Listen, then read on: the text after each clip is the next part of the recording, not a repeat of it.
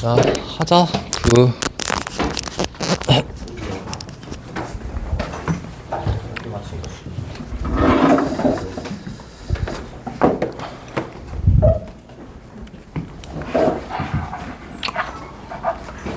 이거 22년도 거부터 할게요. 이거 여기는 얘는 22년도 거고 오늘 22년 6월 해설을 좀 할게 얘들아. 이거 파란 색깔 책 펼치면 5페이지 있거든요. 5페이지.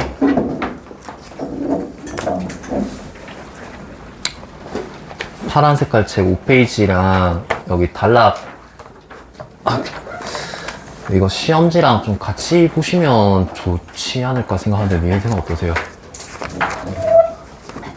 나 이렇게 야 거기 책 5페이지랑 이거 시험지랑 같이 봐 얘들아. 이렇게 해라. 그 책 5페이지 펼치면 단락별로 요약되어 있는 거 보입니까? 여기 요약돼 있잖아. 아 이거 1, 2, 3번은 안 할 겁니다. 1, 2, 3번은 니네가 해야 알겠지? 그 다음 4번부터 할 건데 여기 가학을 요약 이렇게 있잖아. 이런 왔다 갔다 하면서 설명해 줄 테니까 같이 보시면 좋겠습니다. 그 단락별로 번호 쓰세요. 단락별로.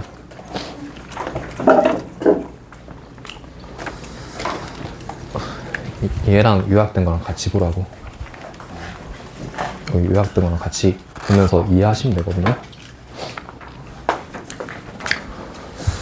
이거는 보자. 뭐 별로 어려운 질문은 아닌데 어렵습니다. 얘들아. 첫 단락에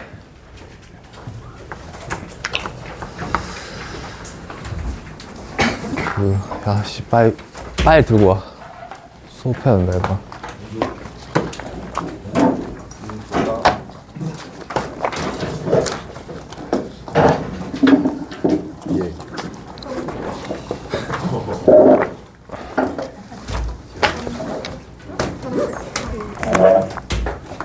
야 빨리 들고 와.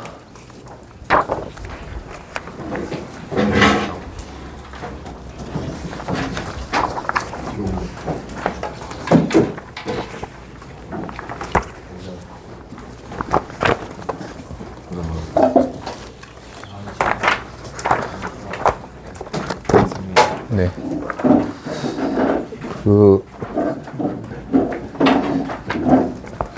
뭐야 이거 이 초록색 안 들고 간 사람 이거 왜 세 개인 거야? 이거 왜 남지? 모르겠다. 자 여기 5페이지 여기 있는 5페이지 단락도 요약된 거랑 시험지랑 같이 보면서 이 단락은 이런 내용이고 이 단락은 이런 내용이고 하시면 됩니다. 첫 단락에 근대 이후 서양의 철학자들은 과학적 세계관이 대두하면서 이전과는 달리 인과 활동의 원인과 결과를 물리적 작용 사이의 관계로 국한하려는 경향을 보였다. 끊으시고 거기 요약된 거 보시면 나와 있지만 죄송합니다. 근대 가서 이제 과학적 세계관 나오면서 과학적 세계관에서 원인과 결과를 물리적 작용 사이의 관계로 국한하려는 경향이 있었대. 원인과 결과를 물리적 작용 사이로 국한하려는 경향이 있었다. 자, 과학적 세계관에서 물리적 작용 사이의 관계로 국한하는 경향.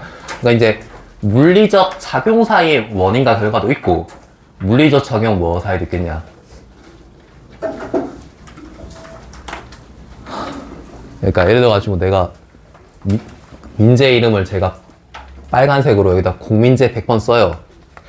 그럼 민재가 이제 길 가다가 이제 차에 치여서 죽을 거 아니야. 이건 원인과 결과야? 이건 물리적 작용 사이의 원인과 결과가? 아니지, 맞지? 근데 내가 이거 던져서 깨지는 거는 물리적 작용, 이거 무슨 말인지 알겠어? 물리적 작용 사이에 인과가 있고 물리적 작용 밖에 인과가 있다고 됐니? 근데 이제 물리적 작용 사이만 인과로 보겠다. 맞죠?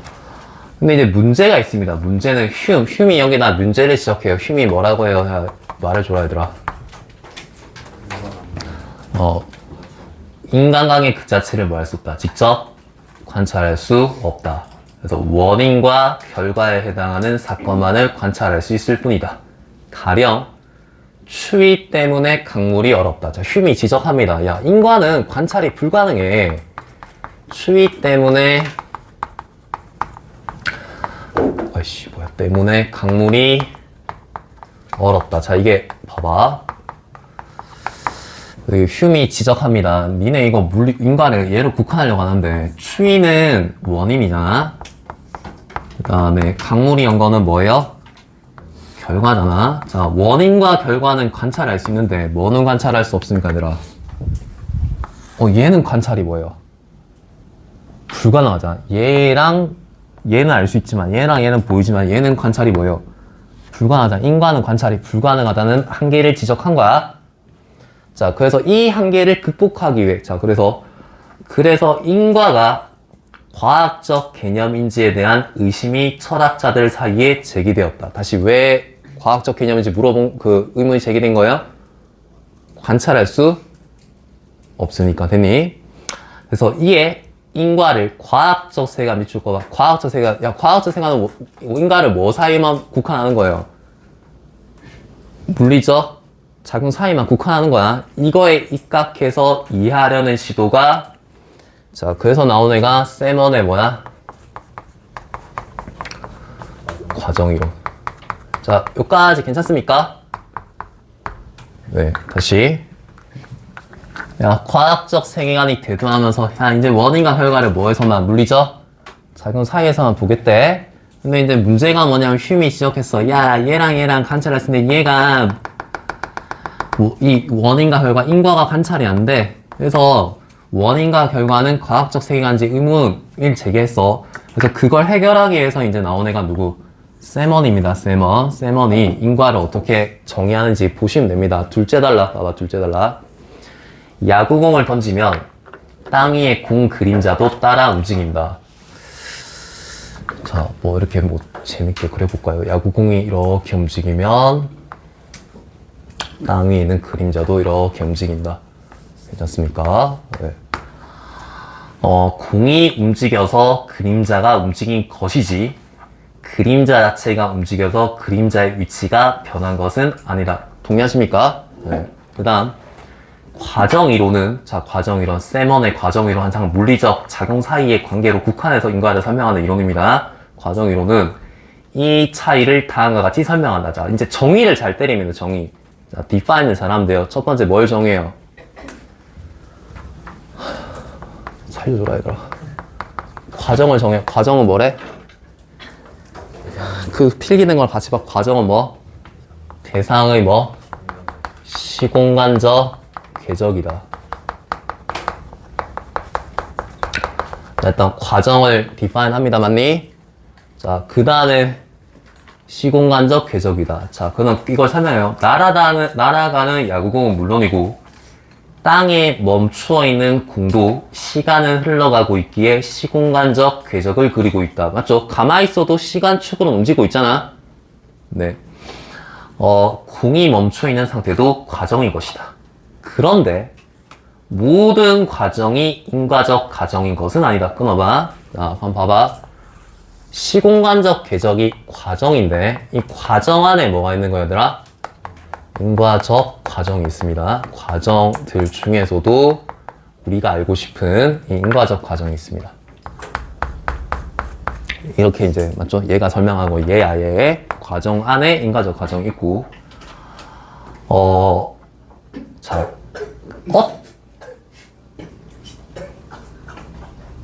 어떤 과정은 다른 과정과 한 시공간적 지점에서 만난다. 자, 그러니까 과정이 여러 개 있는데 한 과정과 두 과정이 이렇게 만날 수 있잖아, 한 지점에서. 네. 그래서 이걸 과정과 과정이 뭐 한다고 해요? 교차한다고 하고 맞지? 근데 이 과정과 만약 교차해서 표지는 뭐래요? 대상의 변화된 물리적 속성입니다. 자, 과정과, 자, 여기도 이제 define을 잘 하면 됩니다. 야, 과정을 정의했고, 표지는 대상의 과정, 자, 과정과 과정이 이렇게 교차할 때 대상의 변화된 물리적 속성이 이게 표지인데 대상의 변화된 물리적 속성이 도입되면 이후의 모든 지점에서 그 표지를 전달할 수 있는 과정이 인과적 과정이다. 이제 인과적 과정을 정의한 거야. 자, 다시 한번 니네 말해봐. 인과적 과정은 뭔데?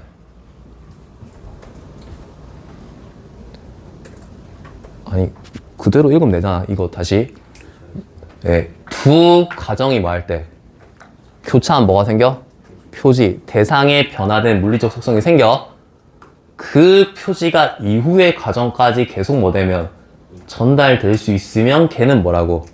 인과적 과정이다. 자, 지금 이거는 이제 이까지 읽고 이해할 수 있는 사람 없잖아요. 그러니까 원래 실전에서 그냥 그 밑에 예시를 보고 이제 앞에 define 이렇게 정의한 문장들을 이해를 해줘야 됩니다. 자, 일단은 그냥 정의합시다. 다 그냥 머릿속에 박아라. 야, 과정은 뭐야? 대상의 시공간적 궤적이야. 그냥 가만히 있어도 시간축으로 움직이고 있어. 난 표지는 과정과 과정이 만날 때 뭔가 변화되는 뭐예요? 물리적 속성입니다. 그 다음에 그럼 이 두 개 가지고 인과적 과정을 정의해요. 인과적 과정은 과정과 과정이 교차할 때 나중에 이거 밑에 읽고 뭐 이런 거라고 그냥 내가 어차피 이거 그 수능도 아니고 내신이니까 설명해주면 밑에 나오는데 아니 이렇게 여기 사과가 여기서 이렇게 날아가요. 그럼 이것도 하나의 과정이죠. 네, 사과가 여기 있다가 이렇게 이동하는 게 하나의 과정이잖아. 근데 이렇게 이동하는 중간에 내가 이걸 한 입 베어 물어요. 베어 물으면 과정과 과정이 뭐 한 거야? 교차한 거지. 그러면 변화된 물리적 속성이 뭔데? 사과가 반쯤 이렇게 없어진 거 아니야? 이게 표지라고, 표지. 사과가 반쯤 이렇게 갉아먹은 표지야. 근데 이 갉아먹이 상태로 계속 전달이 돼요, 안 돼요? 이렇게. 사과가 이렇게 전달이 돼요, 안 돼요? 못 그리겠다, 얘들아. 전달이 돼요, 안 돼요? 되지. 그러면 사과가 여기서 이리로 가는 건 무슨 적 과정이야? 인과적 과정. 이게 끝이야, 이 질문. 그래서 define 잘하고, 오케이? 예. 근데 그냥 외워라, 내신이니까. 외웠냐? 외웠지? 아니요. 아이, 왜 나만 공부하냐, 얘들아. 과정이 뭐야? 지금 빡 집중해서 외워. 그 적혀있지, 거기. 학교 가서 졸라 해. 대상의 시공간적 궤적, 표지는 과정과 과정이 교차할 때 변화된 물리적 속성, 그 다음 인과적 과정은 이 변화된 물리적 속성, 표지가 계속 그 이후에도 전달이 되면 인과적 과정이라는 거예요. 됐습니까? 자, 그 다음 달라, 셋째 달라. 이제 봐봐. 이제 이걸 예시를 내가 다 설명한 거 예시를 들어서 설명해요. 가령 바나나가 A에서 B 지점까지 이동하는 과정을 과정 1이라고 하자. 끊어봐. 자, A와 B 중간 지점에서 바나나를 한 입 베어내는 과정 2가 과정 1과 교체했다. 끊어봐. 그럼 과정과 과정이 교체했으니까 뭐가 생겼어? 표지가 생기는 건 이제 바나나가 없어지는 거 아니야? 한 입. 이 교차로 표지가 과정 1에 도입되었고 이 표지는 B까지 전달될 수 있다. 변화된 표지가 이후에도 계속 전달이 되지. 그럼 과정 1은 뭐야? 인과적 과정. 저 과정 1에다가 인과적 과정. 오케이? 예. 똑똑합니다. 아니, 맞죠? 이 이상 어떻게 설명, 이해했죠? 바나나가 이동한 것이 바나나가 B에 위치한 결과의 원인, 인과인 것이다. 자, 한편 세모하시고, 자, 이제 다른 예시를 제시를 합니다. 바나나의 그림자가 스크린에 생긴다고 하자. 자, 그럼 바나나의 그림자가 스크린 상에 A- 시점에서 B-까지 움직이는 과정을 과정3 주고, 야, 과정3 뭐가 움직이는 거야? 그림자가 움직이는 거야, 그림자가. 자, 과정 1과 과정의 교차 이후 스크린의 상의 그림자 역시 변하지. 그런데 A-와 B- 사이의 스크린 표면의 한 지점에 울퉁불퉁한 스티로폼이 부착되는 과정사. 동그라서 과정사. 이거 이제 스티로폼을 누가 부착해요? 그러면 이게 과정사가 교차를 하면 그 스티로폼을 지나는 순간에는 이 그림자가 어떻게 될 거예요? 스티로폼 모양에서 일그러질 거 아니야. 근데 그 일그러진 건 지나가면 어떻게 돼? 다시 원래 그림자 모양 어때요? 돌아오니까 변화된 표지가 이후에 전달돼야 안 돼? 안 되니까 과정사는 뭐라는 거야?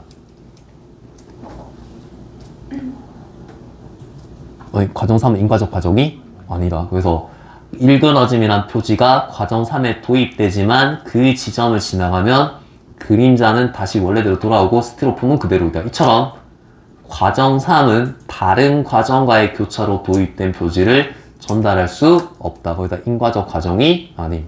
인과적 과정이 아님. 자, 얘는 이제 똑똑한 외고생들이니까 여기까지만 딱 설명하면 돼요. 다시 한번 설명해도 돼요. 그러니까 이제 맞죠? 이게 공이 이렇게 그러니까 바나나가 이렇게 위로 날아가는 거는 중간에 한입 베어 물면 이게 변화된 그 베어 문 상태로 이렇게 계속 하니까 인과적 과정, 변화된 표지가 전달이 되니까 계속 전달되니까 인과고, 그 다음 그림자는 이렇게 이동하면 그림자는 이동하는데 여기 뭐 일그러진 스티로폼 표지 스티로폼 여기 구간을 지날 때는 그림자 일그러질 거 아니야. 근데 이후에도 계속 일그러지면서 전달이 안 되잖아. 그러니까 얘는 인과적 과정이 아니다. 이게 이 지문이야. 그래서 세먼이 그 정의하는 인과라는 게 이런 거죠. 이런 거. 자, 그 다음 넷째 달라. 근데 이제 이 인과적 세먼의 과정이론의 한계입니다. 과정이론은 규범이나 마음 같은, 자, 밑줄 거봐. 물리적 세계 바깥의 측면을 해명하기 어렵다는 한계. 자, 그러면 세먼의 과정이론은 무슨 세계에서만 가능한 거예요? 물리적 세계 내에서만 인과를 따지는 거야. 맞니? 예.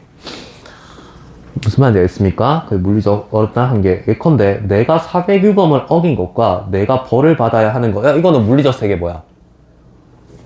바깥이잖아. 내가 죄를 지으면 벌을 받는 게 세상의 이치라더라. 물리적 세계가 아니잖아. 맞지? 네. 그래서 이거를 설명하지 못한다는 한계가 있지만, 인간관계가 있지만, 이 과정이론은 잘 다루지 못한다. 여기까지입니다.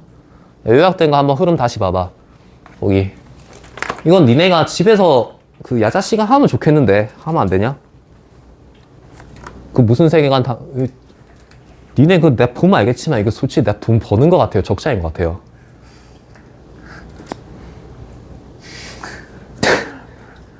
내 건 좁잖아.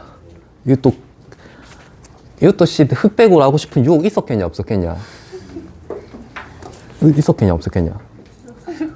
그래도 좀 파란색이라고 좀 섞여 있으면 애들이 좀 괜찮지 않을까 해서 제 맘 알아요, 몰라요? 이 뒤에 이거 마더통도 넣어놨다, 얘들아. 넣어놓고 이거 수업 들을 때도 이거 같이 보면 된다. 이거 마달이 제일 해설이 자세해서 이거 같이 수업 들을 때 같이 보면서 공부 좀 꼼꼼하게 하면 좋겠는데. 아, 모르겠다. 야, 이거 니네 읽어라, 알겠지? 여기까지 할게. 다음 글 보세요. 글. 돈 없다 임마. 자, 그 다음에 글은 첫 달라.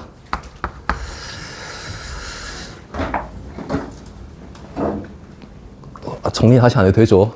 네, 자, 자연현상과 인간, 야, 뚱아라 줘봐. 자연현상과 뭐? 인간사. 야, 이거 재밌죠? 자연현상이 있고,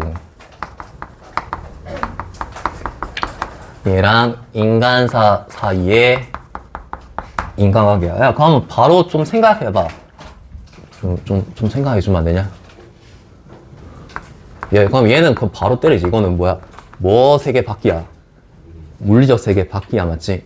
자연과 인간 사이니까 물리적 세계 인과관계가 아닌 거야. 이 두 번째 질문은 글은 물리적 세계 인과관계를 따지는 이론이고 얘는 물리적 세계 바깥의 인과관계라고. 네. 동아시아의 대표적인 논의는 제2론. 자, 제2론. 박근혜 때 뭐 터졌어요? 세월호 터졌잖아. 그럼 박근혜가 정치를 잘못해서 그런 거 아니야? 아, 예를 들면 그렇게 생각하는 거라고. 아니, 동일본 대지진이 왜 일어나는데? 그게 40년 만에 일본어과 손 들어봐. 그 동일본 대지진이 일어날 때 일본 집권 여당이 어디야? 자민당이 아니라 자민당이 40년 동안 하다가 잠시 민주당이 바로 터졌지. 그거 이제 민주당이 잘못해서 그런 거 아니야? 라는 게 이제 아니요 재앙, 예? 재앙, 문재앙이 아니라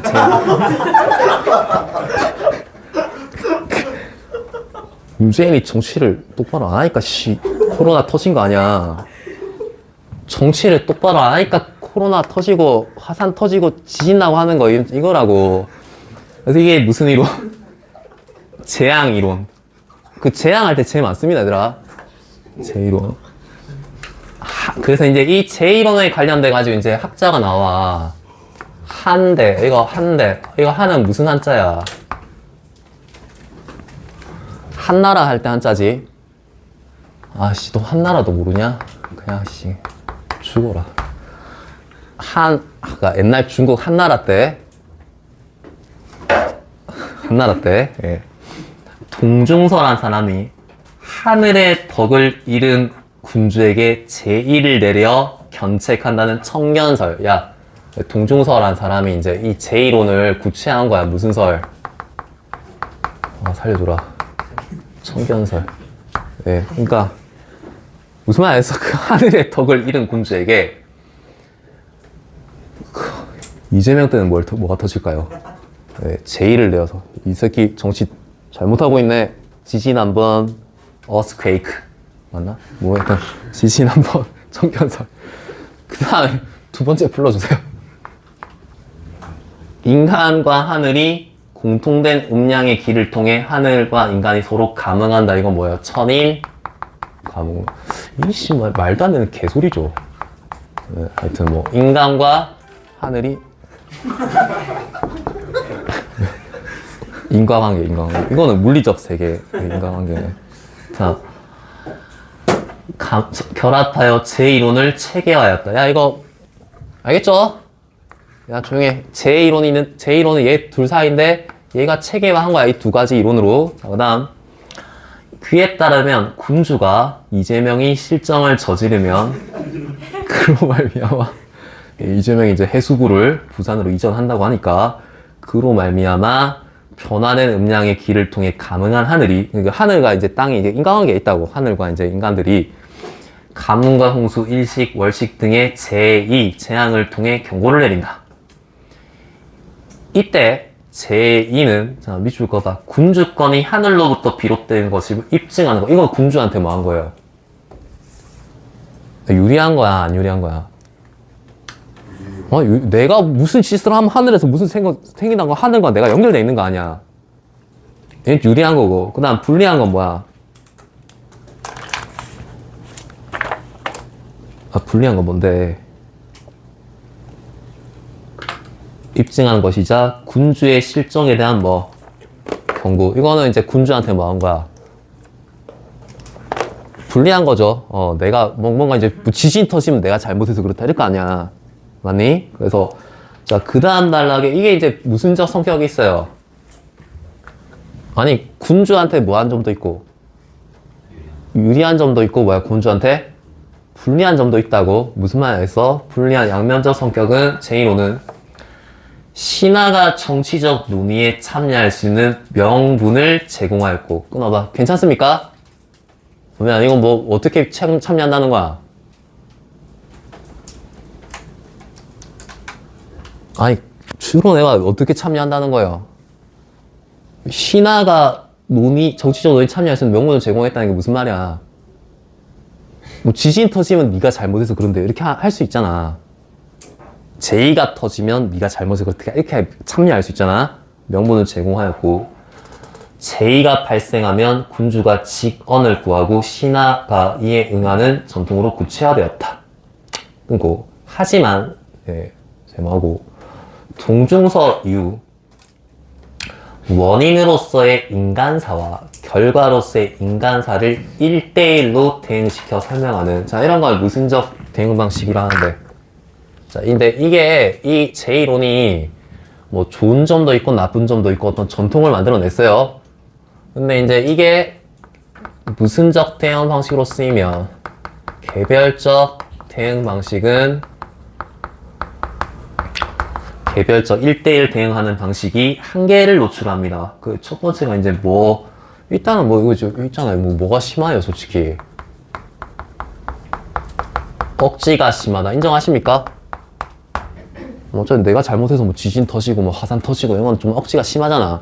나 두 번째 체크해야 되는 게 두 번째가 무슨 경향이야? 예언화 경향. 예언화 경향은 좀 이해하시면 좋겠는데, 이게 이제 그 예언화 경향 설명해 봐야 되겠고,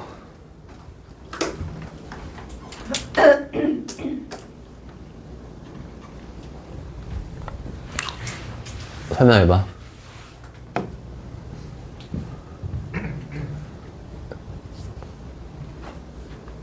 야, 원래는 뭐 때문에 뭐가 생겨?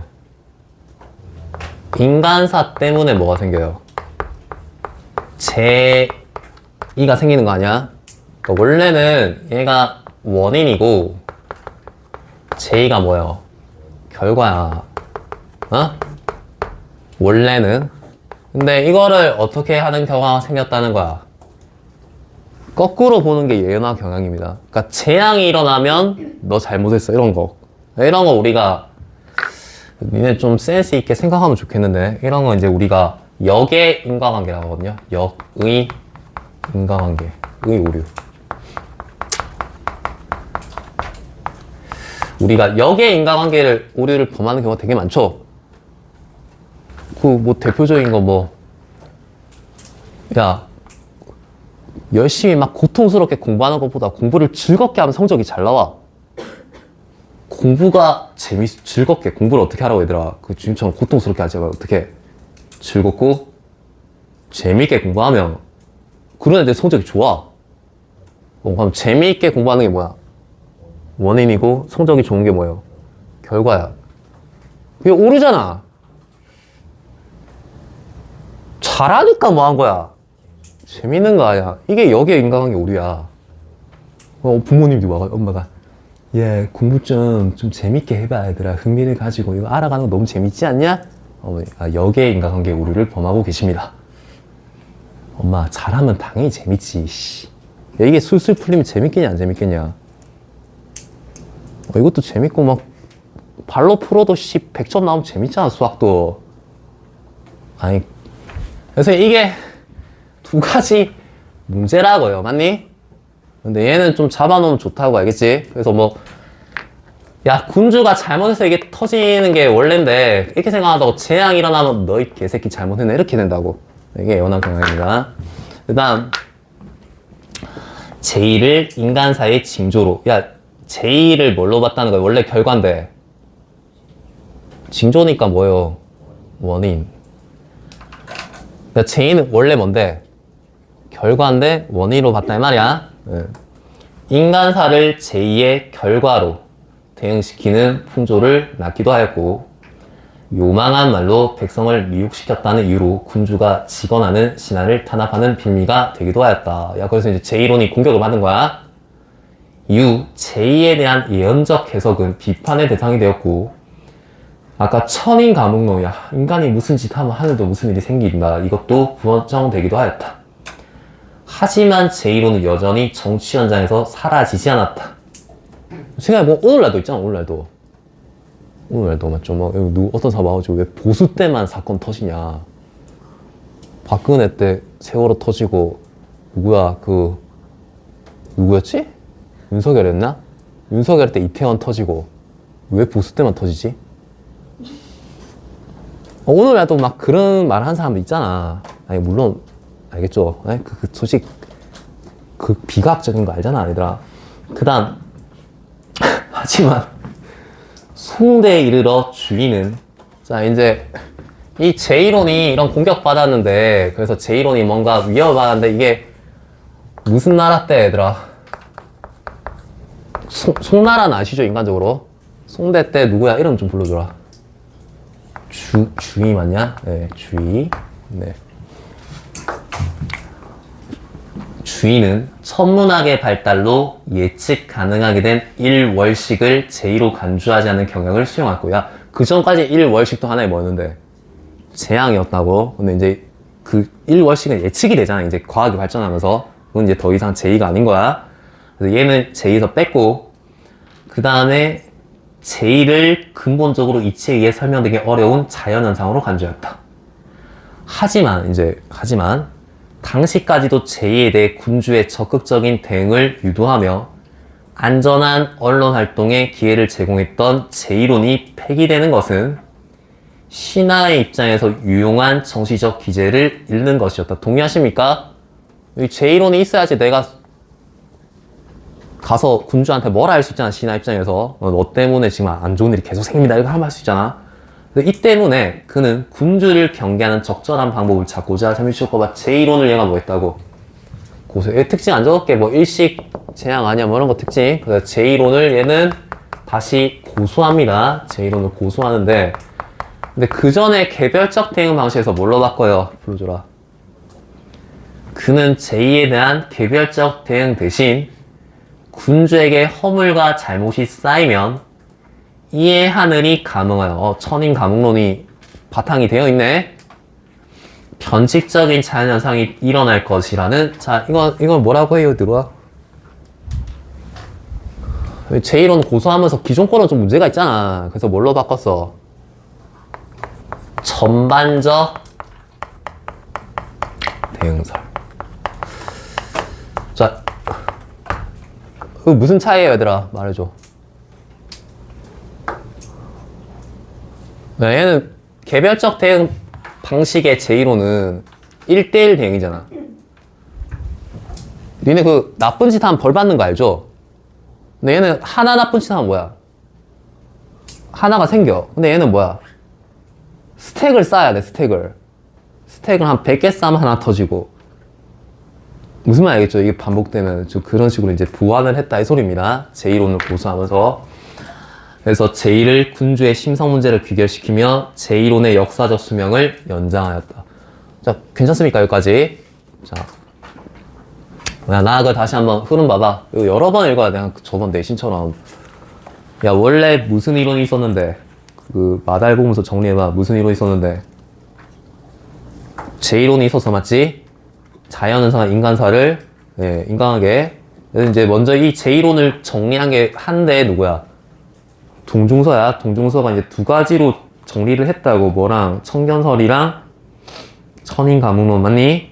그래서 이건 경고다. 근데 얘가 이제 문제가 있다고. 문제가 좀 억지가 좀 뭐하고 심하고 역의 인간관계 예원화 경향 그러니까 원래 원인이 그 인간사고 제2가 결과인데 제2가 생기면 너 잘못했어 이렇게 되는 예? 그런 일이 생기니까 좀 문제점이 있었는데 그래서 얘를 버리긴 좀 그래. 버리면 신하에게 유용한 정치적 기제를 잃는 게 되니까 송대 주의가 제1호는 여전히 고수하면서 근데 이제 개별적 대응 방식은 좀 너무 억지가 심하니까 뭘로 바꿨다? 전반적 대응 방식으로 바꿨다. 됐습니까? 예. 자, 그다음 문제 한번 볼까요? 4번 문제.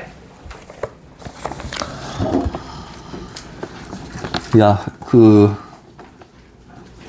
1번 봐봐. 4번의 1번. 인과에 대한 특정 이론이 등장하게 된 배경을 철학자들의 인식 변화와 관련지어 제시했다. 자, 철학자들의 인식 변화 뭐야? 과학적 세계관 대두하면서 물리적, 인간관계를 뭐에 국한한다? 물리적 작용성에 국한한다. 그 이야기야. 자, 이거 내가 시간 없어서 다 못하거든, 알지? 나는 정답 선지 위주로 해도 됩니까? 어려운 문제만 할 테니까 니가 그 마달 준 거 보면서 하나하나 왜 틀렸는지 좀 고쳐놓고 반복해서 계속 보세요. 그래야지 원래처럼 공부해야 될 거 아니에요. 원래처럼. 이번에 됐고 정답 3번인데 인과에 대한 특정 디귿이 뭐야? 가글이죠. 인과에 대한 특정 이론을 정의한 뒤 끊어봐. 맞습니까? 인과에 관한 특정 이론 뭔데? 셰먼의 과정 이론이 맞죠? 정의한 뒤 구체적인 사례 맞아요? 공던지 바나나 나오잖아. 지어 그 이론의 한계 나옵니까? 한계가 뭐야? 물리적 작용 사이 밖은 설명 못한다 맞니? 근데 뭐가 안 나와? 전망 X야 전망 X. 그래서 나머지 손집 부탁드릴게요. 학교 가서 야자 시간에 하시면 좋겠습니다. 그 다음 뭐야? 5번의 정답이 4번인데 한대 제1론에서 전제된 하늘은 야 한대니까 옛날 거지. 한대랑 소대 있잖아. 음량의 변화에 하늘은 음량의 변화에 반응하지 않는다. 야 한대는 뭐야? 천인 감흥론을 바탕으로 하니까 인간에 의해서 하늘이 반응을 하잖아. 음량의 변화에. 그래서 반응하지 않지만 이게 틀렸습니다. 천인 감흥론을 바탕으로 한다 했으니까 반응하지 않는다고 하면 안 됩니다. 이건 사실은 근데 송대도 마찬가지입니다. 사실은. 자, 그 다음에 6번에 야 6번 너 빨리 풀어봐. 이거 지금 아까 설명한 거 이해하는지 이거 풀어봐 지금.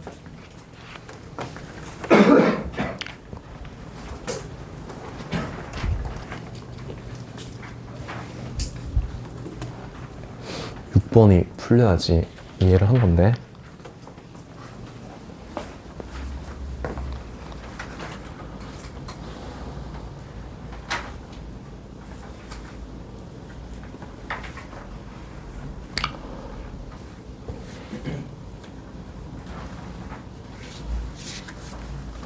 야, 정답 몇 번이야? 했냐?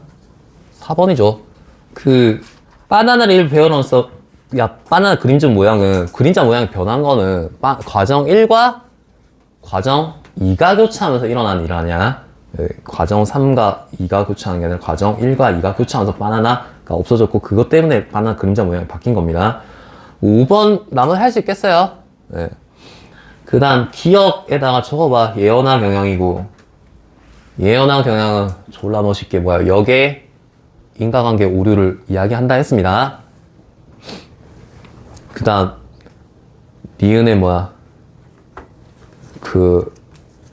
좀 찾아보는 신용이라도 해라. 씨. 니은이 뭐야?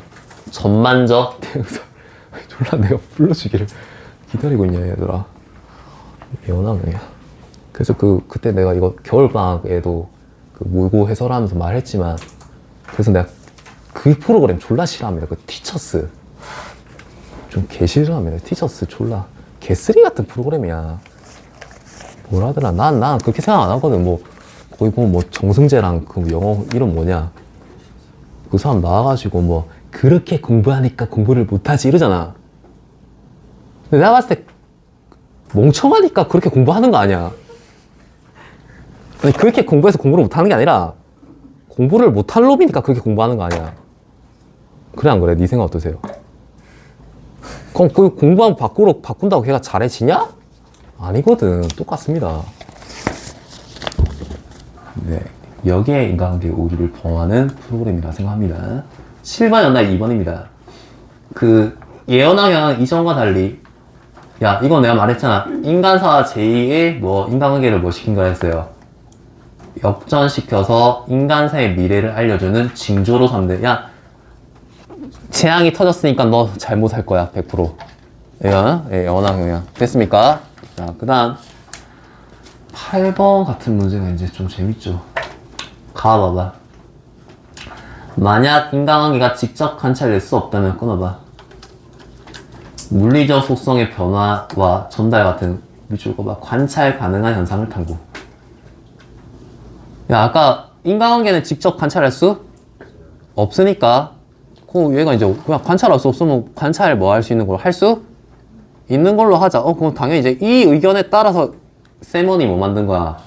과정이로 만든 겁니다. 이거 관찰할 수 있는 걸로 설명하잖아. 맞지? 세먼은. 자, 1번 맞습니까? 휴메 문제 제기와 가로부터 과정이론이 인과관계는 결합 맞죠? 눈에 보이는 걸로 관찰 가능한 걸로 인과를 설명하는 게 가 아니야. 네. 생각해. 그 다음 나와봐봐. 인과관계란 서로 다른 대상들이 물리적 성질들을 서로 주고받는 관계일 수밖에 없다. 그러한 두 대상은 시공간적으로 연결되어 있어야 한다. 자 거기 나에다가 멋있게 해봐. 무슨 말이야? 인간관계를 뭘로 국한하겠다는 거예요? 물리적 세계로 국한, 맞죠? 인간관계를 물리적 세계로 국한해야 된다가 나 의견 아니야. 시공간적으로 연결되어 있어야 된다, 맞니? 물리적 세계로 국한해야 된다는 거고. 2번 소지 보자. 인간관계를 대상 간의 물리적 사회에 국한한 나의 입장은 끊어봐. 대상 간의 감을 기반으로 한 동종서의 제1호는 무조건 봐야. 동종서의 제1호는 물리적 세계관의 인간관계예요? 아니죠. 얘와 부합하지 않습니다. 네, 틀렸습니다. 자, 이해되세요, 얘들아? 그러니까 이제 가글은 물리적 세계 인간관계고 제1호는 그냥 물리적 세계관의 인간관계가 아닌 거죠. 네. 그 다음 글 봐봐. 덕이 잘 닦인 치세에서는 제1을 찾아볼 수 없었고 세상의 병고는 모두 난세에 출현했으니 하늘과 인간이 서로 통하는 관계. 자, 여기는 제1호를 뭐하는 입장이에요? 옹호입니다. 다글은 야, 좀 시대가 안 좋을 때 재앙이 터진다고, 맞니? 제1호를 옹호하는 입장이고. 그 다음, 야, 그럼 3번은 맞아, 틀려? 생각해, 맞아? 맞죠? 그 다음에 4번 선지도 좀 볼게요. 덕이 물리적 세계 바깥의 현상에 해당한다면 끊고 덕과 세상 변화 사이 인간관계가 있다고 본 다 맞지? 야, 세먼의 이론에 입각하여 세먼은 무슨 관계만? 물리적 관계만 보기 때문에 다를 설명하지 못합니다. 다의 인간관계를 설명하지 못합니다. 맞니? 네, 그래서 맞는 말이라고. 봐봐. 글은 니네 좀 읽고 이야기해줘라.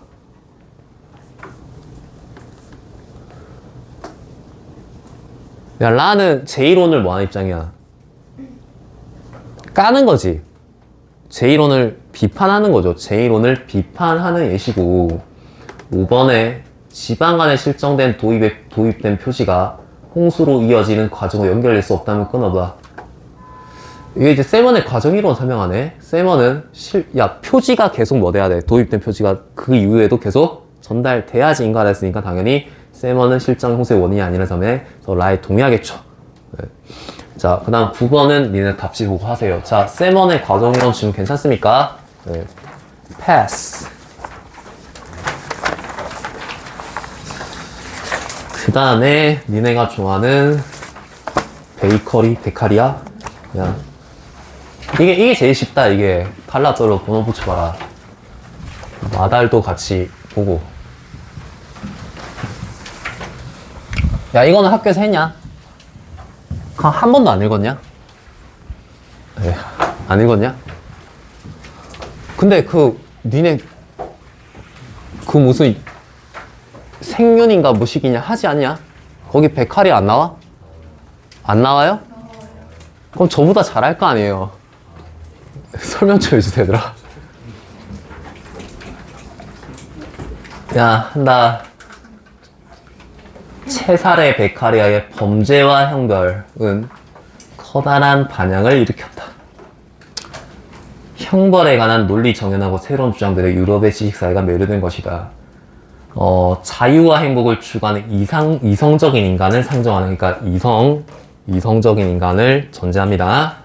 당시 계몽주의 뭐 이런 거 바탕으로 해서 베카리아는 충실히 호응하며 이익을 저울질할 줄 알고 그에 따라 행동하는 존재로서의 인간을 전제하다. 되게 합리적인 인간을 전제한 거야. 사람은 대가 없이 공익만을 위하여 자유를 내어놓지는 않는다. 그러니까 이제 자유를 포기하는 건 대가가 항상, 그러니까 되게 이해관계에 충실한 인간을 설정하잖아. 맞지? 이성적인. 끊임없는 전쟁과 같은 상태에서 벗어나기 위하여 자유의 일부를 떼어주고 나머지 자유의 몫을 평온하게 누리기로 합의한 것이다. 주권의 일부를 떼어줬다 이 말이죠. 저마다 할애한 자유의 총합이 주권, 또 하나 주권. 야, 내가 자유의 일부를 뭐 하는 거야? 재명님한테 떼주는 거 아니야? 에? 주권의 일부를. 그게 이제 주권을 구성하게 되고, 주권자 누구? 이재명이 이를 위탁받아 관리한다. 따라서 사회 형성과 지속을 위한 조건이라 할 법, 누구나 법. 그래서 이제 이 주권을 위탁받아서 주권자가 법을 만들 거 아니야, 법을. 그 뭐 국회, 우리나라 치면 이제 입법부인 국회의원이 법을 만들 거 아니야. 그래서 법은 미주가 막 저마다의 행복을 증진시킬 때 가장 잘 준수되며. 야, 이거 공리주의자냐? 맞아요? 전 모릅니다, 얘들아. 근데 맨 밑에 공리주의자라고 하는데, 맨 밑에 밑에서. 모두의 행복을 가장 증진시킬 때 잘 준수되며, 전체 복리를 위해 법 위반자에게 설정된 것이 형벌, 동일한 형벌. 야, 법은 모두의 공리를 뭐 시켜야 돼? 야, 주권을 양도했잖아. 그럼 주권자가 뭘 만들 거야? 법을 만들 거 아니야. 근데 그 법은 모두의 공리를 뭐 해야 돼? 증진시켜야 돼. 맞니? 그럼 형벌도 모두의 공리를 뭐 하는 방향으로? 증진시키는 방향으로 형벌을 구성해야 된다. 그래서 이러한 논증으로 밑줄 꺼봐. 형벌권의 행사는 양도의 범위를 벗어날 수 없다. 밑줄 꺼봐. 형벌권의 행사는 양도의 범위를 벗어날 수 없다. 이 벨카레가 이제 뭘로 유명해, 얘들아? 종신노역. 뭐라고? 종신노역. 종신노역. 그러니까 사형제 폐지로 유명하잖아. 그래서 나중에 논리가 어떻게 가요? 양도의 범위를 벗어날 수 없다고, 형벌권은. 그러니까 내가 뭐까지는 양보 안 할 거야, 상식적으로. 가장 중요한 건 양보를 안 할 거야. 그 가장 중요한 게 뭔데? 생명이잖아. 그러니까 우리가 사형제는 동의를, 양도를 안 할 거라는 내 생명은 가장 중요하니까 양도 안 할 거라고. 그래서 나중에 이 형벌권의 행사는 양도의 범위를 벗어날 수 없다 때문에 사형제를 옹호하지 않는 사형제를 폐지해야 되는 논리로 간다고. 봐봐. 네가 자유를 포기할 거 아니야. 네가 예를 들어서 네가 자유를 이렇게 네 자유의 일부를 양도하는 게 네 전체 행복을 뭐 할 거야. 나머지 행복을 증진하니까 양도한 거 아니야. 그게 더 이득이 되니까. 그러니까 네가 양도함으로써 마이너스 1이 생겨. 나머지 자유에서 플러스 2가 생기면 양도하는 거 아니야. 그럼 당연히 이제 내가 이 전체 합이 마이너스가 되도록은 양도를 안 한다 이 소리 아니야. 그래서 특히 양도를 할 때 뭐는 절대 양도할 수 없어요. 생명은 양도할 수 없어. 왜? 생명은 가장 뭐한 거기 때문에, 소중한 거기 때문에. 맞니? 소중한 거 양도한다는 건 말이 안 되잖아. 그래서 양도권의 범위를 벗어나는 사형제는 폐지돼야 된다. 이 논리로 갑니다. 둘째 달라. 베카리아가 볼 때 형벌은 범죄가 일으킨 결과를 되돌려 놓을 수 없다. 끊으시고. 당연한 소리죠. 네. 뭐 형벌 한다고 해서 뭐 죽은 사람이 살아 돌아오는 건 아니잖아요. 또한 인간을 괴롭히는 것 자체가 그 목적인 것도 아니다. 끊으시고. 그러니까 이거를 우리가 이거 뭐라고요? 이거 니네 응보주의 맞지? 형벌의 목적은 응보가 아니라는 거야. 응보. 벌을 저 새끼 죽여 맞죠? 팔 자르자 이런 거 아니라고. 예. 야 그래서 이건 얘는 응보주의도 아니고 무슨 주의로 가요? 형벌의 목적을 불러주라. 형벌의 목적.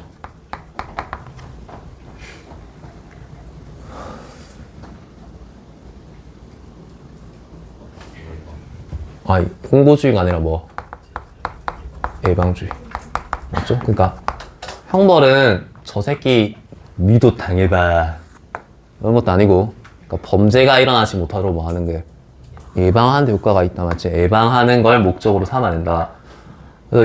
그래서 형벌의 목적 오로지 범죄자가 또다시 피해를 끼치지 못하도록 억제하고 다른 사람들이 그 같은 행위를 하지 못하는데 예방하는 데 있을 뿐이다. 그러니까 얘는 예방주의. 예. 니네는 어떻게 생각하는데요?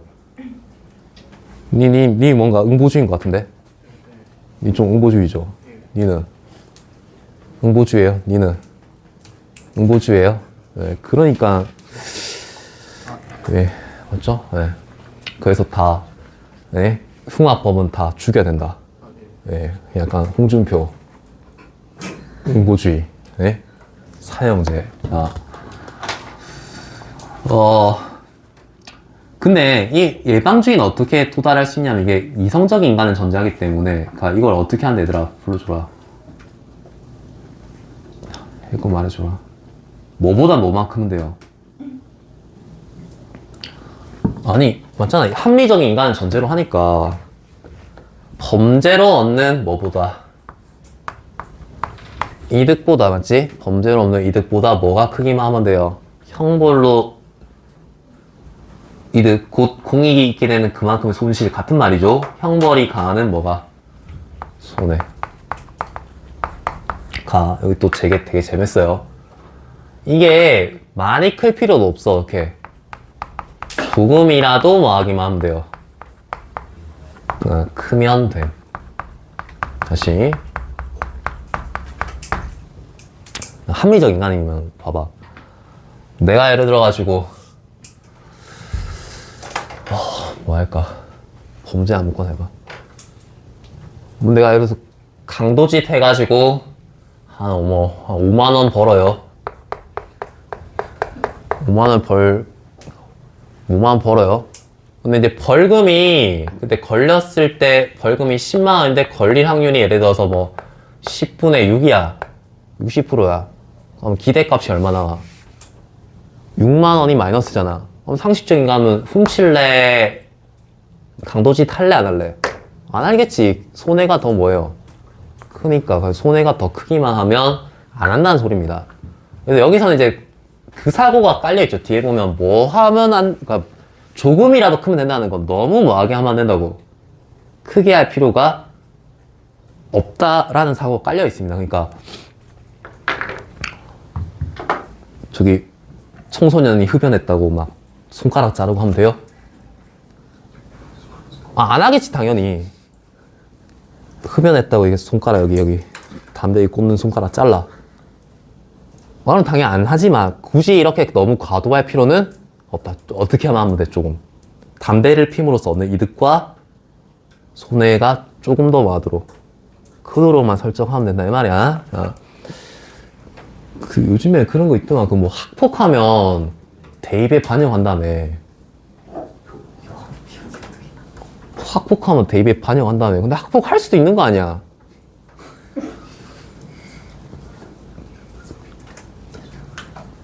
그럼 학폭을 청소년이 하지 누가 해요?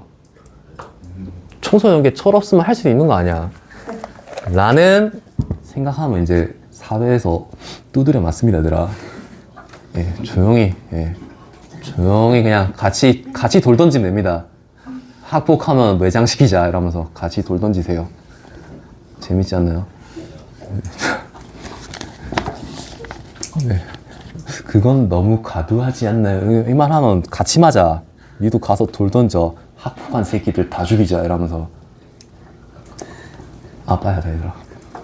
그래서 이러한 손익관계를 누구나 알 수 있도록 성문법 동원하다. 야, 당연히 이제 예방주의가 목적이니까 손해가 조금 더 커라는 걸 법으로 확실하게 알려주고, 그다음 무슨 성도? 확실성. 그래서 결국 범죄를 가로막는 방벽으로 형벌을 바라보는 것이다. 자, 이 울타리 밑줄 거. 울타리 이꼴 뭔데? 나 읽고 말해. 울타리 이꼴. 아니, 이 울타리의 높이는 뭔데? 형벌. 형벌의 정도, 형벌의 높이. 울타리 이꼴 형벌이라 적어. 형벌의 높이는 살인인지 절도인지 등에 따라 달리해야 한다. 공익을 훼손한 정도에 비례해야 하는 것이야. 조금이라도 높으면 되는데 당연히 이제 비례하게는 설정해야 될 거 아니야, 맞지? 더 중한 범죄는 그것보다 더 크게. 그것을 넘어서는 처벌은 포갑이며 불필요하다. 야, 조금이라도 넘어서면 되지. 그것보다 훨씬 넘어서는 뭐 과도한 처벌은 포갑이 불필요하다. 베카리아는 말한다. 상이한 피해를 일으키는 두 범죄에 동일한 형벌을 적용한다면 더 무거운 죄에 대한 억지력이 상실되지 않겠는가. 그래서 형벌마다 비례하게 부과하는데 조금씩만 높으면 돼요, 맞죠? 뭐 예를 들어서 뭐 담배표도 사형이고 사람 죽여도 사형이야. 그럼 차라리 담배 피고 사형 당할 바에는 어떻게 할래? 사람 죽이고 사형 당하는 게 맞죠? 예, 더 중한 범죄나 억제력이 상실된다는 소리입니다. 자, 마지막 셋째 단락 하자. 그는 인간이 감각적인 존재라는 사실에 맞추어 제도가 운영되어 역설한다. 감각적인 존재 미쳐봐봐. 이것도 이제 베칼의 의견입니다. 그래서 홍준표한테 이 논리로 한번 가볼까? 가장 잔혹한 형벌도 계속 시행되다 보면 사회 일반은 그에 무디어져 마침내 그런 것을 봐도 옥살이에 대한 공포 이상을 느끼지 못한다. 야, 감각은 계속 못 되는 거야. 세게 처벌한다고 해서 그게 효과가 있는 게 아니라 세게 처벌해도 무뎌지잖아, 사람이. 예. 그래서 인간의 정치에 크나큰 효과를 끼치는 것은, 자, 동그라미 쳐봐. 형벌의 강도, 세모 쳐. 형벌의 강도가 아니라 뭐야? 지속, 동그라미 지속. 예. 세게 한다고 그 세게 하는 건 일시적일 뿐이야. 맞니? 죽는 장면의 목격은 무시무시한 경험이지만 그 기여가 일시적이고, 자유를 박탈한 인간이 속지 않은 모습을 오랫동안 대하는 것이 더욱 강력한 억제 효과를 갖는다는 주장이다. 니네 뭐 종신노동? 종신노역?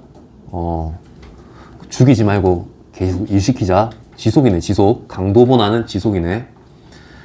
자, 그 다음 마지막. 더욱 중요한 것을 지키기 위해 희생한 자유에는 무엇보다 값진 생명 동그라미 봐. 이게 아까 첫 단락에 연결해야 되는데, 야, 내가 주권자에게 내 자유 일부를 양도했잖아. 근데 양도하는데 뭐는 양도 안 한다고? 생명은 제일 값지니까 절대 양도될 수가 없어. 그래서 형벌권의 범위에는 그 사형은 하면 안 된다, 이 소리입니다. 그래서 포함될 수 없다. 난 마지막 그냥 읽으면 됩니다. 이처럼 베칼이 하는 휴머니스트, 공리주의자, 또 사회 개혁론자, 또 응보주의 세모, 응보주의가 아니라 마지막에 무슨 주의? 예방주의. 이렇게 딱 정리. 뭐 얘는 이런 사람이다. 이렇게 하면 되거든요. 네. 자, 마달 보면서 한 번 더 정리하시고, 뭐 이 정도로 아껴 있으면, 근데 문제가 좀 짱남이라 문제가 말장난 엄청 쳐놨거든요. 10번에 지금 풀어봐라. 10번. 의외로 좀 지문은 쉬운데 정답률이 다 잘 안 나왔어요, 이 지문들이.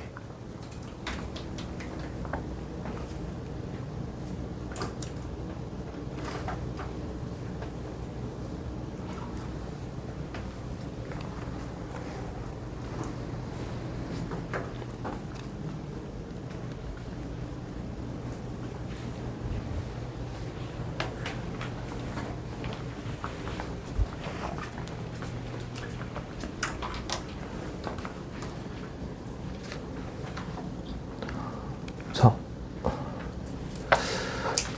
아니 13번도 그 정답률 봐봐. 다 푼 사람 채점하고 정답률 보면 13번 정답률이 50%인가 그렇다니까?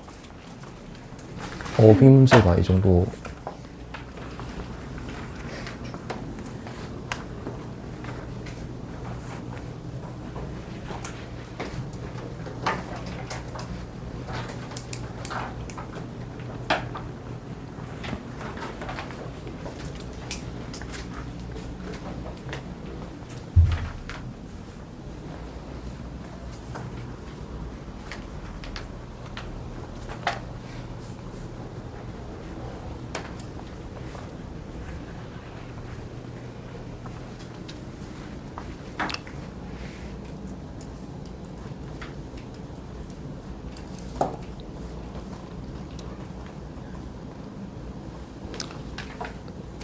자, 한번 봐도 됩니까? 다 했냐?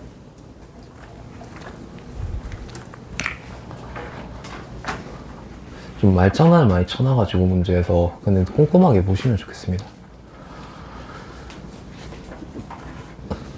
다 했냐? 10번의 정답은 이게 3번인데 그 주권자에게 뭐 하는 거야? 주권을 위임하는 거죠. 그래서 주권자는 이재명인데, 이재명. 개개인의 국민이 주권자가 아니라, 네? 형벌을 시행하는 주체, 개개인의 국민이 주권자가 아니라 주권자에게 위탁하는 겁니다. 국민이 주권자를 하면 안 되고, 나머지 거 괜찮죠. 그 다음 11번에 5번이 정답인데, 지키려는 공익보다 높게 설정하는 게 아니라, 거기다 고쳐봐. 높게 설정할수록 높아지는 게 아니라 조금이라도 뭐 하기만 하면 된다. 크기만 하면 된다. 조금이라도 크면 이게 합리적 인간을 전제하기 때문에 합리적 인간은 조금이라 크면 그걸 선택하는 게 바보잖아, 맞지? 예, 조금이라도 크기만 하면 됨인데 이거 학교에서 다시 한번 뭐 야자 시간에 하세요. 예, 나머지 선지 막 처리하면서 반복해서 계속 보세요. 반복해서. 난 12번이 좀 재밌는데 정답 4번이죠. 4번. 가장 큰 가치를 내어주는 합의가 가장 큰 가치가 뭔데? 생명이잖아. 예. 사회 개용론자 입장에서 사형을 비판하는 게 베칼의 입장이고, 이거 두 번째로 많이 고른 정답이 몇 번이냐?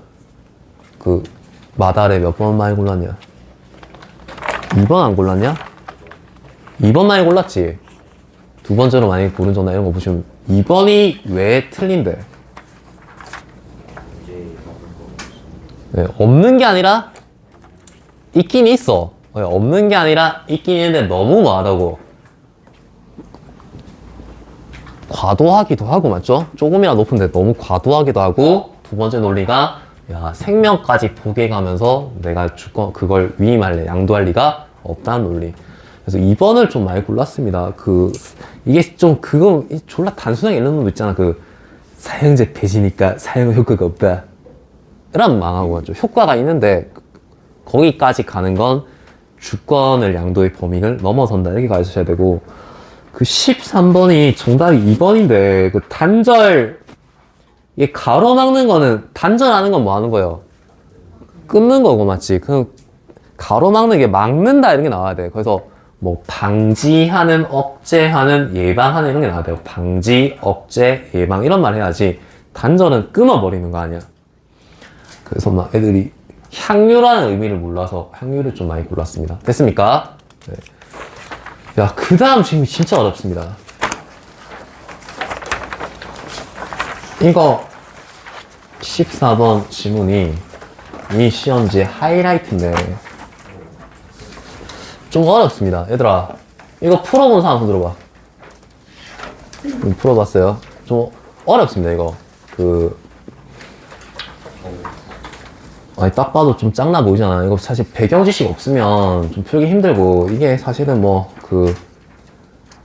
이런 지문을 낼 수 있는 거는 연계 때문이거든요, 연계. EBS에 PCR이 있기 때문에, 이거 EBS 연계 때문에 이렇게 깐 거고.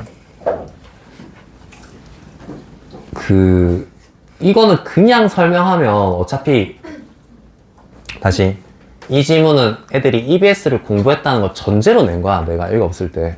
그래서 이 지문은 좀 배경식 깔고 가야 돼가지고, 제가 설명해 주려다가 유튜브에 설명되어 있는 영상이 있어서 좀 15분만 보고 해도 될까요?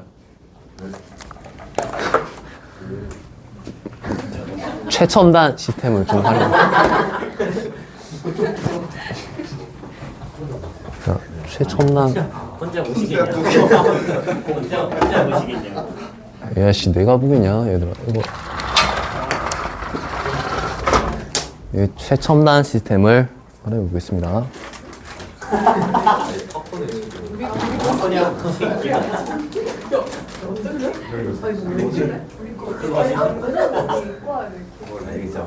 야, 이거 왜 안 켜지냐?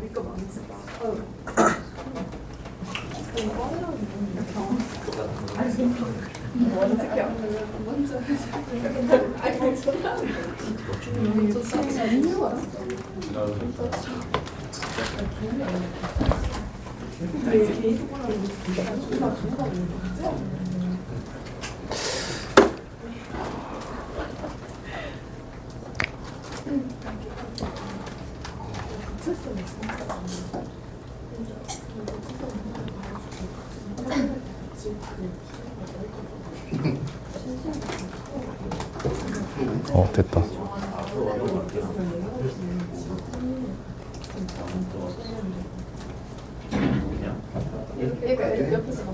이거 왜 안 나오냐?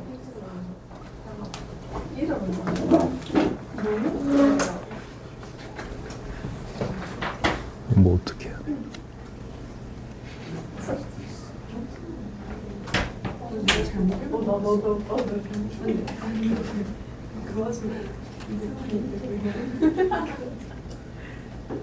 근데 나 심지어 통수를 하고 싶었어. 근데 지우셨어. 다시 지워 메시지 가리기 위해서 나 가리기 위해서. 아니 진짜? T는 팀이, 보내줘. 아니 그 스토리. G는 무한이, 야 이거 왜 안 나와? T는 스토리. 얘들아 이거 좀 어떻게 이 DNA를 구성하고 있고요. 집,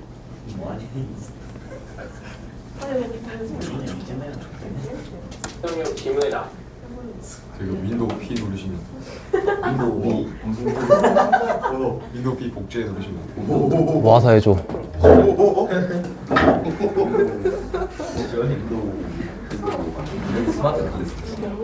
아니 어떻게 근데 진짜 진짜 내가 잘못이면 어떻게 되니? 아 얘들아 빨리 하자. 어떤 내용이죠. 오늘 그 한번 PCR에 대해서 공부를 한번 해볼게요.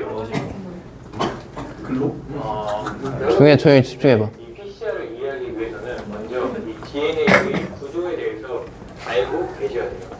DNA 같은 경우는 기본적으로 이중 나선 구조를 이루고 있고요. DNA는 이렇게 길지만 결국에는 이 DNA 같은 경우는 단위체들로 이루어져 있거든요. 근데 이 DNA를 구성하는 단위체는 딱 4가지 종류밖에 없어요.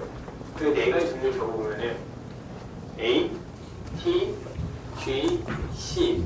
A 같은 경우는 아데닌이고요. T는 티민. 조용히. 이 새끼 내가 봤을 때 뭔가 이거. 조용히. 부서강사 아닙니다. 약대 다니는 사람입니다. 약대. DNA 같은 경우는 조용히. 근데 이 DNA의 경우는 조용히야. 4가지의 순서에 의해서 결정된다라고 보시면 돼요. 그래서 이 4가지가 어떤 순서로 배열되는지에 따라서 DNA의 정보가 결정이 되고 있다라고 아시면 되고요. 그 다음에 여러분들이 또 하나 알고 계셔야 될 특징이 여기서 A랑 T 동영상을 프리미엄 빨리. 네 아이디. 그 다음에 G랑 C. 이 A랑 T는 수소 결합으로 서로 붙는 성질이 있고요. 그 다음에 G랑 C도 야 집중해서 봐. 이 지금 어렵습니다. 이거 안 들으면 설명하기 개짱납니다. 있어요. 그래서 이 이중 나선에 대해서 좀 더 설명해 드리기 위해서 이 한쪽 나선에 제가 그 서열을 한번 적어볼게요. 임의로. 만약 여기에 A가 있고 T가 있고 G가 있고 C가 있다고 볼게요. 그러면은 우리가 한쪽 서열을 안다면 그와 상호적인 서열을 우리가 알 수가 있는데, 만약에 예를 들어서 한쪽에 A가 있다고 치면은 반대쪽에는 항상 T가 있어야 되고요. A가 있다면 T, T가 있다면 A, G가 있다면 C, C가 있다면 G. 그래서 항상 A랑 T가 마주보고 있어야 되고 G랑 C가 마주보고 있어야 돼요. 그래서 이 정도 알고 계시면 되고요. 그럼 이제 본격적으로 PCR에 대해서 설명을 해드릴 건데, 여러분이 어떤 기술을 이해하기 위해서는 그 기술이 왜 필요한지를 먼저 이해하셔야 그 기술에 대해서 이해하기 좀 더 좋으실 거예요. 그래서 PCR 같은 경우는 왜 하냐면 DNA에서 전체 DNA에서 우리가 원하는 특정 영역이 있겠죠. 원하는 특정 영역을 복제시킴으로써 이제 수를 늘리고 싶을 때 사용하는 거예요. 예를 들어 본다면 내가 어떤 A라는 사람이 있어요. A라는 사람에서 눈 색깔을 결정하는 DNA 영역이 궁금한 거예요.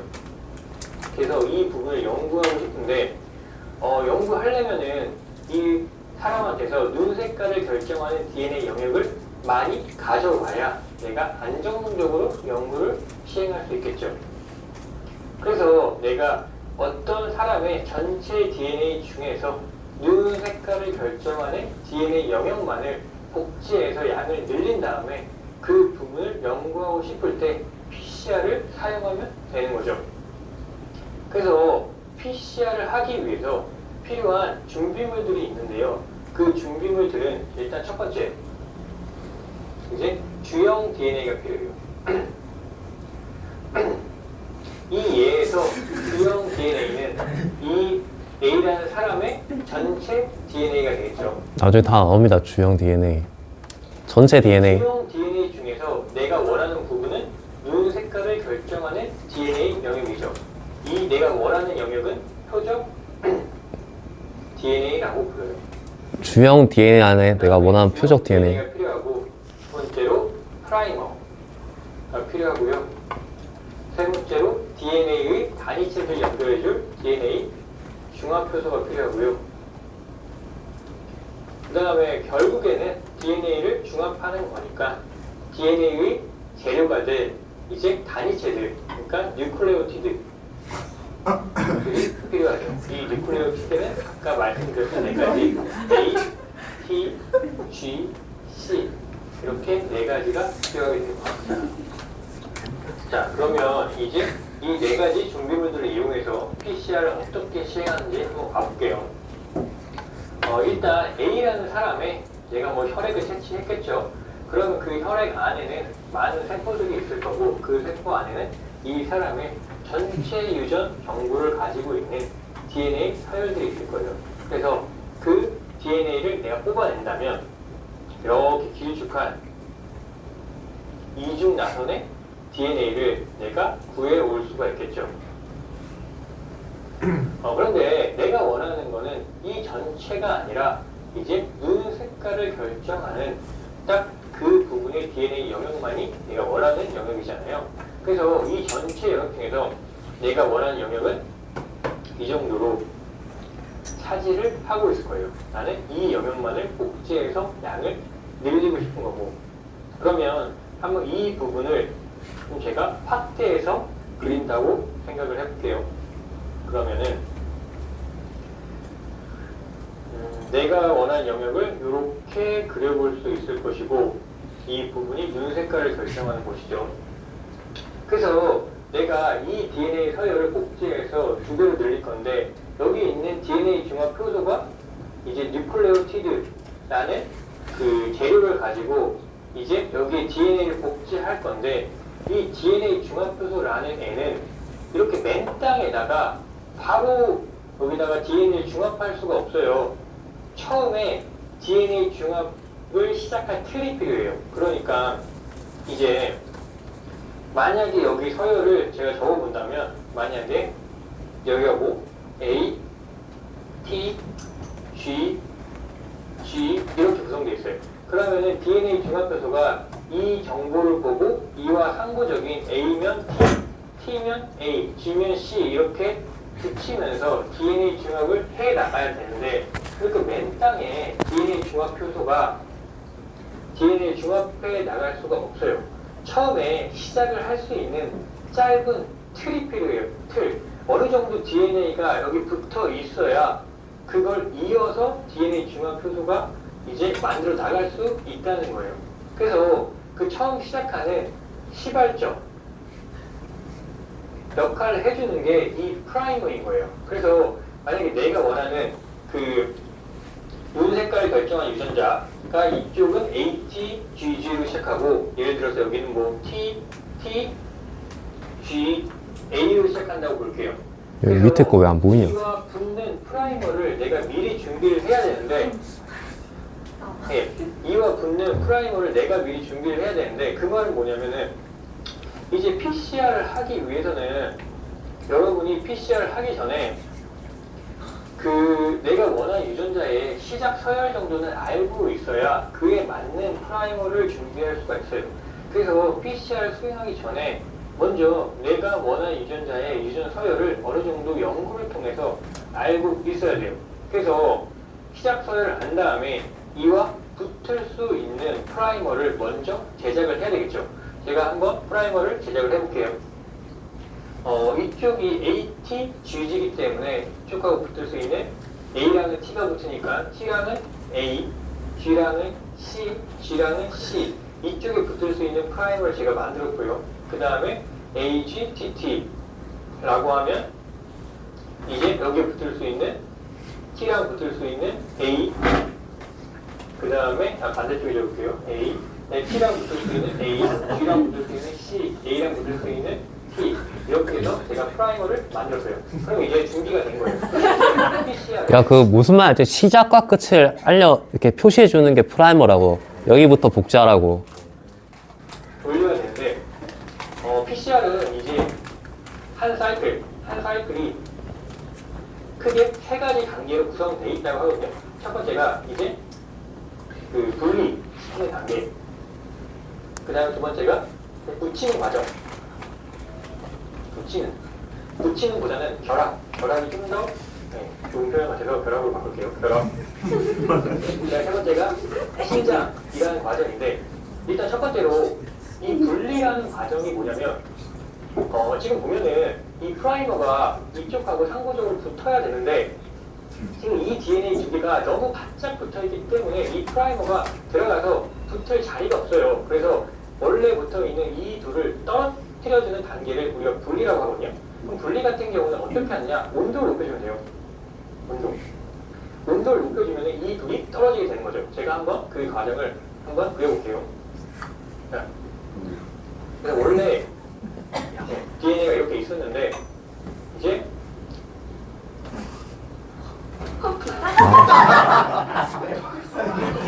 로그인 좀 해줘. 원래 이거 제 거로 로그인하고 싶은데 제 거 하면 알고리즘 걸려가지고 얘들아. 와씨.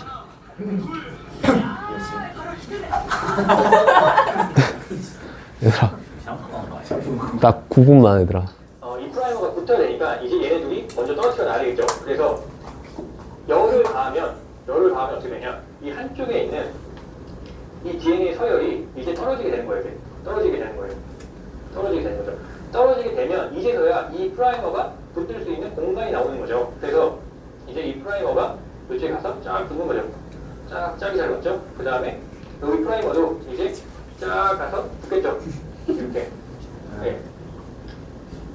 쫙 가서 이렇게 붙어주겠죠. 예, 그러면 이제 프라이머 두 개가 붙었으니까 이제 DNA를 중합할 준비가 다 된 거예요. 그러면 이제 DNA 중합해서가 딱 와요. DNA 중합해서 와서 이제 중합을 시작하는 거죠. 프라이머를 타고 쭉 중합을 해 나가는 거예요. 그래서 이게 이제 신장 단계가 되는 거죠. 그래서 이 PCR 같은 경우는 한 사이클을 돌렸더니 어떻게 되냐면 아까는 DNA가 이렇게 이 노란색 한 쌍이었는데 이제 두 쌍이 되죠. 그래서 그 DNA가 몇 배로 늘었어요? 2배로 는 거 알겠지? 그러니까 DNA 개수를 한 사이클 더 돌면 몇 배 되겠어요? 4배 될 거 아니야. 8배 계속 2배씩 는다고. 그래서 특정 표적 DNA 개수를 더블링 하는 거, 더블링. 알겠습니까? 한 사이클 돌릴 때마다 DNA의 양이 2배가 되는 거죠. 그래서 이 정도로 좀 PCR을 알고 계셔야 되고요. 그 다음에 이제 그 지문에 이제 그 실시간 PCR이라고 해서 그런 내용이 나와서 그 내용도 한번 나왔으니까 한번 잡고 가볼게요. 어떤 건지. 그럼 일단 이 실시간 PCR을 왜 하는 거냐면 아까 얘기했지만 PCR 같은 경우는 한 사이클 돌릴 때마다 DNA의 양이 늘어요. 근데 늘어서 각 사이클마다 양이 얼마큼 됐을지가 궁금하단 말이에요. 그래서 각 사이클이 끝났을 때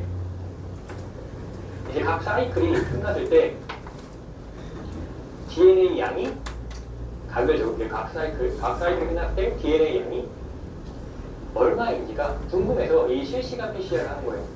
그래서 그 지문을 보면은 실시간 PCR을 하는 그 방법을 두 가지로 얘기해요. 두 가지를 이용해서. 일단 첫 번째가 그 이중가닥 DNA 특이 염료를 사용하거나 아니면 두 번째로 편과 표식 탐심을 이용하는데 일단 이중가닥 DNA 특이 염료 이거에 대해서 먼저 설명을 해드릴게요.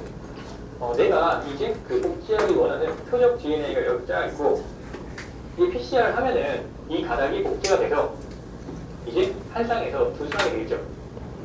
이 이중가닥 특이 염료 얘는 이제 이 이중가닥이 붙어있지 않을 때는 형광을 아직 내지 않는 물질인데 이 물질 같은 경우는 이중가닥에 붙는 성질이 있고 이중가닥에 붙으면 이제 형광을 발광하는 그런 성질을 가진 물질이에요. 그래서 이제 우리가 PCR을 진행하고 이중 가닥에 양이 늘겠죠. 점점 복제되니까. 그러면은 이 형광 물질이 더 많이 붙어서 발광을 하게 될 것이고, 그래서 형광의 양이 늘겠죠. 그래서 우리가 이 형광의 양을 정량적으로 측정해서 각 DNA의 양이 얼마인지를 구해낼 수 있다는 거예요. 그게 이 이중가닥 DNA 특이 역류를 이용한 DNA의 양을 정량하는 과정이고요. 근데 이 이중가닥 DNA 특이 그러니까 이게 봐봐. 얘는 봐봐. 이거 이중가닥 DNA 특이 염료는 이중가닥에 붙습니다. 이중가닥에 붙고 붙을 때 발광합니다. 붙을 때 빛을 내는 거, 붙을 때. 자, 다시. 얘는 이중가닥에 붙고 붙을 때 발광하는 거야. 얘는 오른쪽 거랑 비교해서 좀 잘 보시면 좋겠습니다. 특이 염료의 단점으로는 어떤 것이 있냐면 이것은 DNA를 이제 골라서 붙는 게 아니라 그냥 이중가닥이면 다 붙어요. 근데 생물 실험은 뭐 어떻게 되어 있냐면 예를 들어 이런 통에 이제 물이 있고 여기에 DNA를 뭐 조금만 넣는 게 아니라 우리가 혈액 한 방울만 하더라도 그 혈액의 세포가 엄청 많잖아요. 그래서 그 세포마다 DNA가 이제 한 사람의 DNA가 다 들어있단 말이에요. 그래서 넣게 되면은 DNA가 엄청 많이 들어가요. 이제 그래서 이제 그 이중가닥 DNA 특이 염료를 사용하다 보면은 이 안에는 내가 원하는 표적 DNA의 이중가닥이만 있는 것이 아니라 내가 원하지 않는 그냥 원래 존재하던 이중가닥 DNA 이런 것들이 존재한단 말이에요. 근데 이런 것들이 그런 DNA에 붙어서 이제 형광을 낼 거 아니에요. 그러면은 이제 내가 원하는 애들의 수를 정량할 때 정확도가 떨어지겠죠. 그래서 정확도가 떨어질 수 있다는 단점을 갖고 있어요. 그래서 그 단점을 좀 보완하기 위해서 나오는 게 형광 표식 탐침인데, 그러면은 이건 어떤 특징이 있겠어요? 일단 특이성이 있어야 되겠죠. 내가 원하는 DNA에만 체계적으로 붙는. 그래서 이거 같은 경우는 일단 생긴 게 어떻게 생겼냐면요. 한쪽 부분에 형광을 내는 이런 물질이 있고요. 그 다음에 또 한쪽에는 소광, 형광을 막는 그런 물질이 붙어 있어요. 그리고 이 둘이 어떻게 연결되어 있냐면 한 DNA의 나선에 의해서 연결되어 있어요. 그 다음에 이 나선은 당연히 DNA 나선이니까 아까 얘기했던 HGC의 어떤 서열을 가지고 있겠죠. 그 다음에 이 소광 물질이 이 형광 물질이 이제 발광하는 것을 이렇게 막고 있는 그런 상태인 거예요. 근데 이제 PCR 같은 경우는 이렇게 그래서 내가 원하는 특정 DNA 서열을 복제하고자 하는 건데, 여기에 이제 시작 부분에 프라이머가 붙는다고 했죠.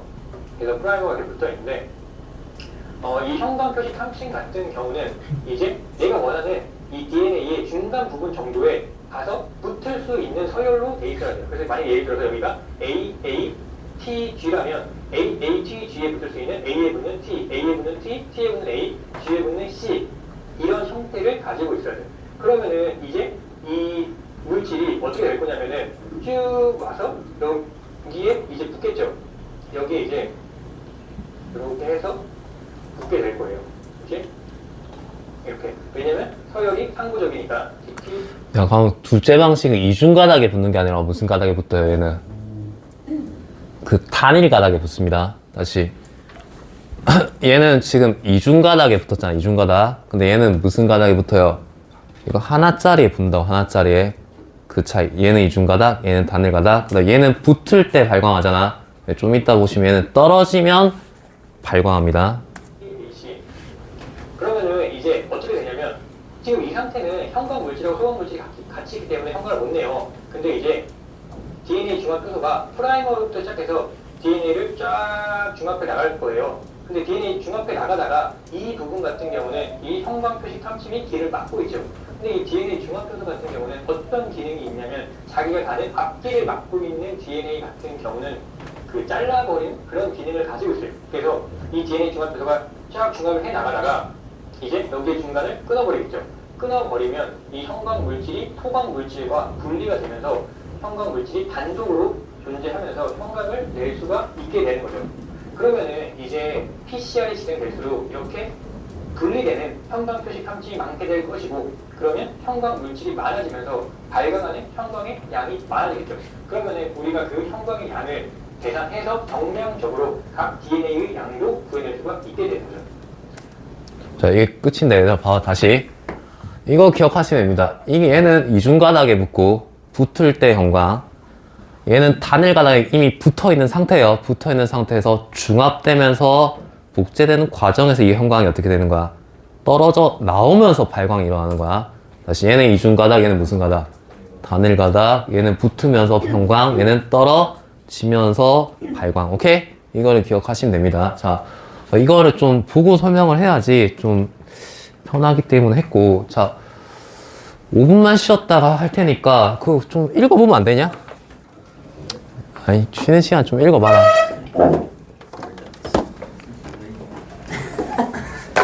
5분만 쉬었다 합시다.